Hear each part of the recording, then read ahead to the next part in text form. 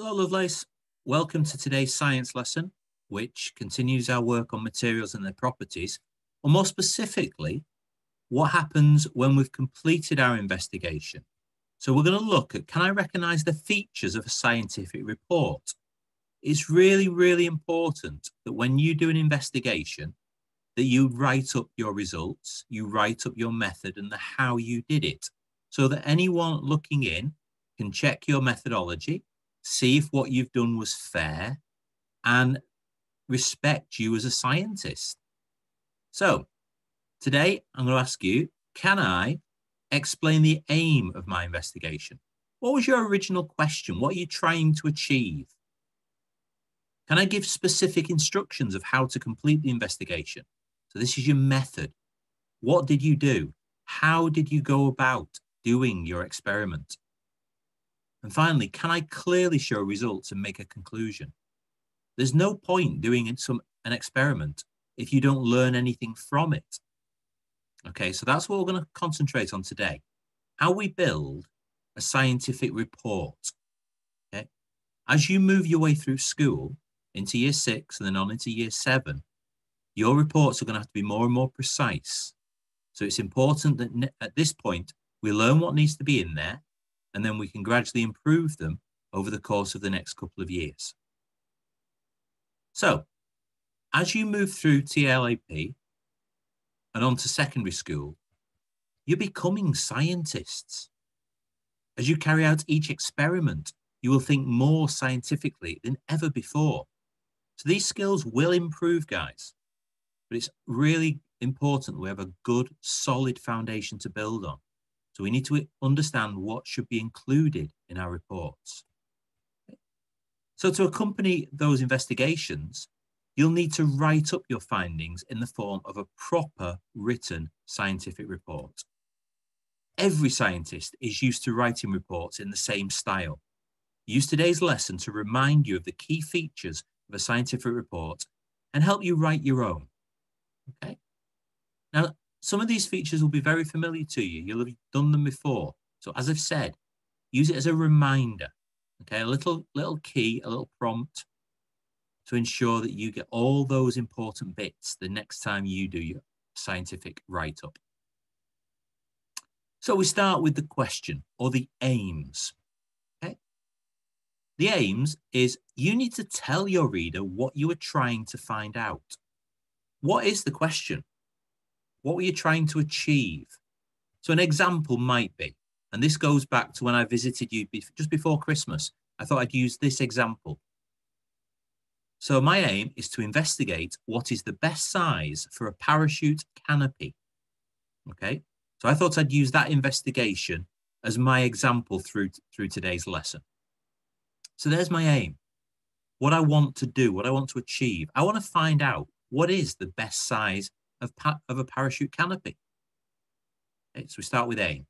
From the aim, we move on to the prediction. Again, it's really important that you've got some idea of which direction this task might go. What do you think is going to happen? So what are your expected results? And sometimes the prediction is absolutely spot on. What you expected to happen is exactly what happened. And I know that's happened with some of our thermal insulator experiments and some of our strength experiments. Our predictions have come true, which is great. It shows we've got a good basic understanding of the situation. But sometimes it doesn't play out. And it's really, really interesting. In some ways, it's more interesting, it's more fascinating when our predictions don't come true and we're trying to work out why. What's happened that we weren't expecting? Okay, so here's my example of a prediction. Remember, I'm looking at the parachute task. So my prediction, I think that the biggest canopy will fall the slowest. And obviously a slow fall is good if you're in a parachute. You don't want to be falling very quickly. So I think that the bigger the canopy, the slower it's going to fall. That's my prediction. After the prediction, we want the apparatus or the equipment you're going to use. Okay? The next parts of your report need to tell someone else what they would need to use if they want to repeat exactly the same experiment. They might want to test the same idea to see if your results are accurate. Scientists like to check on other scientists to see the experiments that they've done. And maybe, say, as a mark of respect, try the same experiment. Try to do it in the same way as you did. So they need to know what to use. So a list and a diagram are important. What equipment have you used in your task? So again, using my parachute investigation as the example, this is what I've come up with. And just highlight there, any diagrams that you do should be scientific diagrams, not sketches. It's not an art class, so your diagrams need to be clear and labeled. So here's my diagram. Okay? And it's not a pretty picture. It's a clear diagram of the parachute. And I've labeled the canopy. I'm going to say I'm using bin liners for mine, the string, and then the dolly peg that was used as the weight. Okay, and then I've listed the apparatus, the equipment. So bin liners, I've needed 5. String, tape, a weight. So in our case, we use the dolly peg, and a stopwatch. Okay, so there's my apparatus, a nice clear scientific diagram and a list of equipment. From there, we go on to the method. The method is simply, what did you do?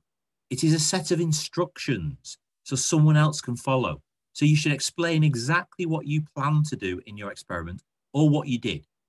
Okay, sometimes the method can be written before the investigation, sometimes afterwards. Okay, so it could be what you plan to do or what you actually did do. Here, you should also explain how you made sure you carried out your test in a fair way. Which variables did you change? Which did you keep the same? We've talked a lot about fair testing over the last couple of weeks, so hopefully you understand exactly how to make a test fair. So here's my method for the parachute task. First, measure and cut 5 squares from the bin liners. Each square should be a different size. 10 centimeters, 20 centimeters, 30 centimeters, 40 centimeters, and 50 centimeters. You'll know I've used some ordinal language here. So we've identified the order these events take place. Next, use tape. Attach 30 centimeters of string to each corner of the bin liner canopies. Once complete, bring the 4 strings together on each parachute and tie a knot, as close to the end as possible. For testing, hook the peg weight onto each parachute in turn. Make sure to drop all the parachutes from the same height and in the same way. Use a stopwatch, time each parachute drop. Okay, so they're the instructions. That tells someone what to do, and then we explain how we've kept it fair. For the test, we use the same material for our parachutes, the same lengths of string and the same weight. So all those variables were kept exactly the same. We also dropped from the same point.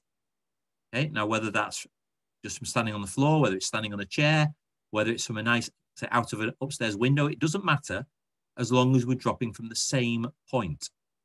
The only variable we changed was the size of the canopy, making the test fair.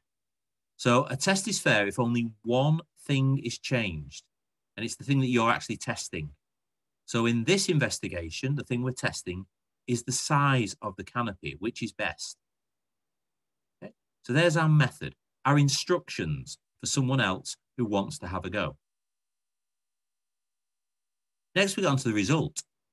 As you carry out your experiment, you'll need to keep a record of what happens and what you measure. Okay? There's no point doing this if you're not going to record the information that you find out. Now, usually, often that'll be in a table of results. Sometimes you might present it in a graph. Sometimes it just might be a series of pictures. There are different ways to share results, but more often than not, it will be a table. So here's my table. You can see on the left side, we've got the size of the canopy. So we've got the 10 centimeter, 20, 30, and so on. And then I've got the time on the right side in seconds. So either I write seconds after each of these numbers, or by putting seconds at the top of the column, that indicates to the reader that all these numbers are in seconds. So my 10 centimeter canopy took 1.2 seconds to hit the floor, 1.9, 2.3, 2.8, and 1.7. Okay.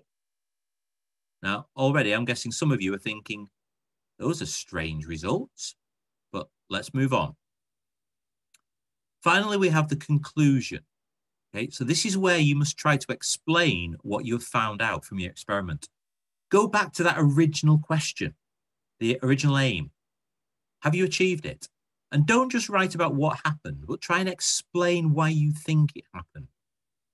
Okay. Now, you saw in my results that the last canopy, the 50 centimeter canopy, fell quite quickly. And yet my prediction was that the biggest one would be the slowest one. So what do I think happened? So here's my example conclusion for this particular investigation.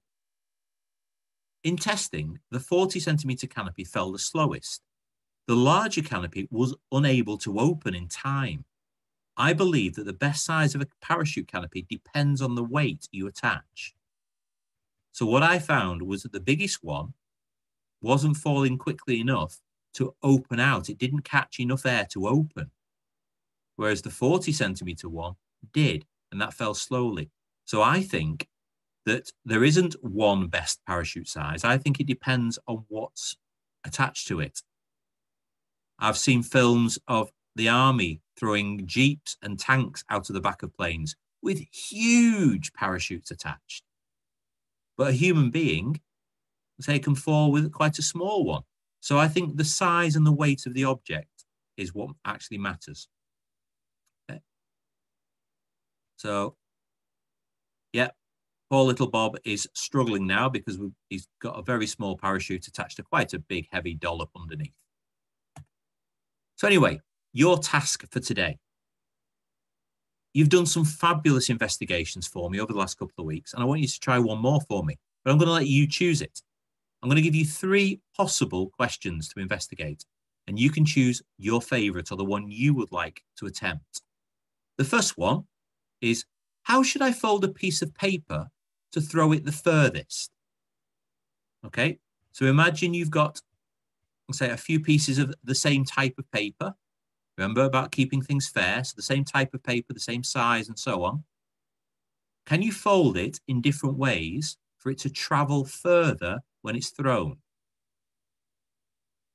Now, I'm thinking sort of paper darts and planes, but you might be more creative than me. So what is the best way to fold a piece of paper if you want to throw it the furthest? So that's option 1. Option 2, what liquid is best to clean a penny? I'm sure most of us will have a pot somewhere in the house that's full of grubby, dirty 1 and 2p coins and bits and pieces like that. But there are some liquids out there that if you put a dirty penny into, will clean it really well. But what's the best liquid for cleaning a penny? And your final option, what shape of pasta is the strongest? Now, obviously, you can only do this if you've got a few different shapes of pasta in the house. But which shape of pasta is the strongest? So you choose which you think you can do the best job of, or which you're most interested in. Option 1, the best way to throw a piece of paper. How should you fold a piece of paper to throw it the furthest? A little warning on this one. Please don't be throwing this at anyone. Make sure you've got the space to throw safely. Whether you go outside or whether it is in a larger room in the house, I don't mind, but make sure you're not throwing it at anyone. With regards to the liquid for cleaning a penny, I'm thinking water, milk, vinegar, cola, those sorts of things. But if you're going to try any chemicals from the kitchen or the bathroom, any cleaning products, ask for help. I don't want to hear about anyone getting any sort of nasty chemical burns or anything like that. So if you're using anything apart from basic everyday sort of drinks and sauces and things, if you're using any sort of cleaning products or any sort of chemicals, please ask for help. Okay. And finally, if you're choosing the pasta one, Please don't steal anyone's dinner. I don't want anyone going hungry because of your science lesson.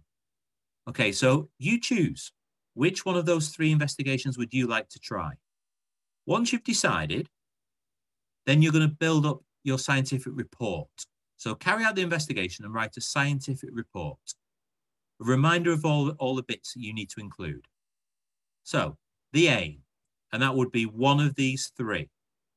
Okay, so there's your aim already written for you. Your prediction, what do you think is going to happen? So what do you think is going to be the best way to fold a piece of paper? What do you think is going to be the best liquid to clean a penny? What do you think is going to be the strongest shape of pasta? So your prediction. Then the apparatus. So what equipment did you use? Drawing a diagram of the setup would be nice. Then the method. What did you actually do and how did you make it fair? Then the results. Present that in a clear way. It might be a table, it might be a graph, it might be a series of pictures, whatever works best for you. And then finally, the conclusion. And this is going back to the original question, the original aim. So what did you find out? What did you learn from your investigation? Okay. Hopefully that's all clear. So there's your task to pick your own investigation, carry it out, and then write it up as a scientific report. Okay. Enjoy this, guys. Have some fun with your investigation, and then make sure your report is professional and clear and well written. Okay. But for now, that's the end of today's lesson. Take care of yourselves, take care of those around you, and I will see you very soon.